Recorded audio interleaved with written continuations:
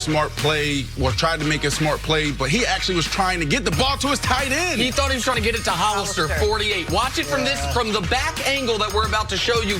It really looks like Brandon's onto something here. Watch this. Think about Russell Wilson's makeup. So it's batted to him. He sees Hollister. Oh, I can get it to him. Yes. Oh. I don't think so. I think it's more about his height. Oh. No, Coach. Russell Wilson, you know the play's never over. More from this one. It probably should have been on that one. Kyle Rudolph pulls in the nice one-handed touchdown grab, Coach.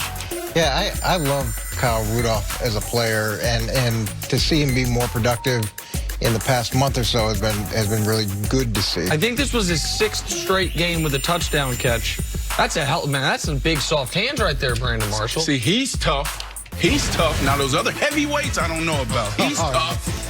Bucks and Knicks and Giannis bullies Julius Randle before finishing with an emphatic dunk. This looks like what Coach does to Luke and Jake in the driveway. Like they think they can body him, and Coach says, "Come get some of this." Yeah. Luke right now is embodying me up. Oh. Yeah, I got to ice up after you. He's all business. That is a grown man right there. Julius Randle's supposed to be a big, strong, tough guy. Eat that. Brandon wouldn't let him dunk over him like that. Of course not. No. You know, I'm hacking him. Play a little drawing to blank, boys. Last night, Russell Wilson led the Seahawks to an impressive win over the Vikings. So the Seattle faithful showered Russ with MVP chants. But Brandon, your MVP this morning is blank. Is both co-MVPs, Russell Wilson and Lamar Jackson. Historical years, phenomenal years. Okay, Coach. Yeah, mine would be split, too, between Greg Roman and Lamar Jackson because this is the perfect fit between player and scheme. And you can say what you want. I don't know if Lamar Jackson's skill set is going to translate to any team, you know, that he could just go to any team and have the success that he's having. What Greg Roman has done with that running scheme and the fit with quarterback, to me, they should share. Well, Greg Roman's not going to get league MVP, but he is getting the first annual Dante Scarnecchio Award, which is the award that goes to the unheralded coordinator that Coach Mangini brings to light in a great way. That's Dante Scarnecchio's Patriots offensive line coach. Greg Roman's been a huge part of this. You've been on this from the very beginning. Credit to you in that regard. Lamar right now is the MVP, but barely. The Russell could catch him. Russell, I thought, was the leader at the quarter pole and the halfway pole, or the three-quarter pole. Lamar has taken a slight lead, but I think Russell could catch him with, if there is one dark horse lingering, Deshaun Watson. If the Texans continue to win, if they reel off 4 more wins in a row, get to 12-4, I think it's in play if Deshaun does that. Right now, though, it's Lamar by a hair. I love the Dante Scarnecchio. Yeah, first annual Dante Scarnecchio We got to get that made up. goes to Greg Roman. It's so good. On to the NFC East now. It seems like neither the Cowboys nor the Eagles want to win.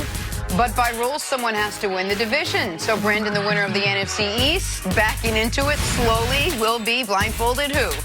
Eagles. Okay. Strength of schedule, you look at that down the road. And also, I believe in the Philadelphia Eagles to turn around. They're kind of built tough. I like this guy leading the way.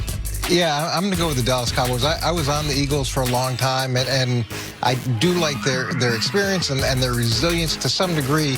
But now every week it seems like there's another controversy coming out of there, and we could say what we want to say about the blandness from the Cowboys podium, but at least it seems like they're sticking together and trying to push through this hump. Man, if the Giants had stuck with Eli, maybe it'd be them instead of Danny Fumbles. But it's got to be the Eagles, I guess. I'd feel a lot better if they hadn't just let your guy Ryan Fitzpatrick score 23 straight. I don't love either of these teams. I don't really like either of these teams. But the schedule argument does favor Philadelphia greatly. Philadelphia, though, part of the schedule argument was they had Miami and they just lost to Miami. I don't love Eagles. Those schedules can be deceiving. They can be deceiving at times. Way to endorse the team. Listen, I'm not passionate about that take.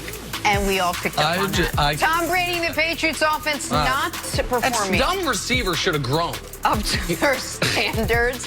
On Sunday night, Brady was even seen yelling at his receivers. So, Brandon, the offensive player that needs to step up the most for Mr. Tom Brady is blank. Well, I don't like the way it's worded a little bit, but the guy I want to see more of is Benjamin Watson. He's an older guy. Some say probably lost a step or two, but his football IQ matches well with Brady.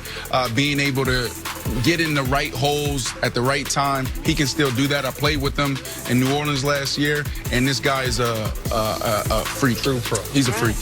Yeah, to me, it's got to be N'Keal Harry. And Bill, this is the only wide receiver that Bill's ever drafted in the first round in New England. And I would say it to whom much is given, much is expected. He has to come out and produce at some level on the outside.